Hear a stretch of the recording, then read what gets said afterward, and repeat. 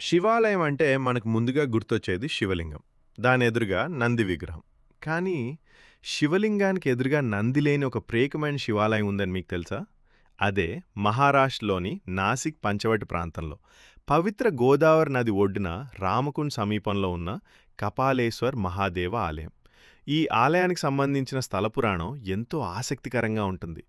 పురాణ కథనం ప్రకారం శివుడు బ్రహ్మదేవుడి ఐదవ తలను తొలగించిన తర్వాత బ్రహ్మహత్యా దోషం కలిగిందని చెప్తారు. ఆ దోషం నుంచి విముక్తి పొందేందుకు శివుడు పంచవటికి వచ్చాడని విశ్వాసం.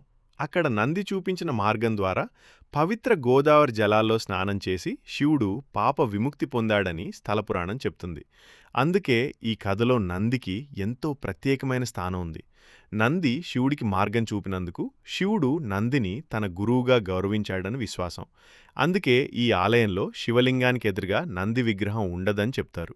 అయితే ఆలయ ప్రాంగణం బయట నంది విగ్రహాలు కనిపిస్తాయి. కపాలేశ్వర్ అనే పేరుకు కూడా ఈ పురాణ కథతో సంబంధం ఉంది. కపాలం అంటే తల లేదా కపాలం. అందుకే ఇక్కడి శివుణ్ణి కపాలేశ్వర్ మహాదేవుడిగా పిలుస్తారు. చరిత్రపరంగా కూడా ఈ ఆలయానికి ప్రత్యేకత ఉంది. నాసిక్ జిల్లా ప్రభుత్వ సమాచారం ప్రకారం ప్రస్తుత ఆలయ నిర్మాణం 1738 సంవత్సరానికి సంబంధించింది.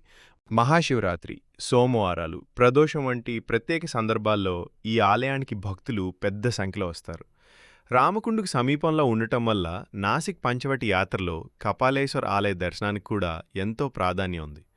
పురాణ విశ్వాసం, గోదావరి పవిత్రత, పంచవటి ఆధ్యాత్మికత, నంది గురువుగా నిలిచిన ప్రత్యేక కథ ఇవన్నీ కలిపి కపాలేశ్వర్ మహాదేవ ఆలయాన్ని ఎంతో ప్రత్యేకమైన శైవక్షేత్రంగా నిలబెడుతున్నాయి.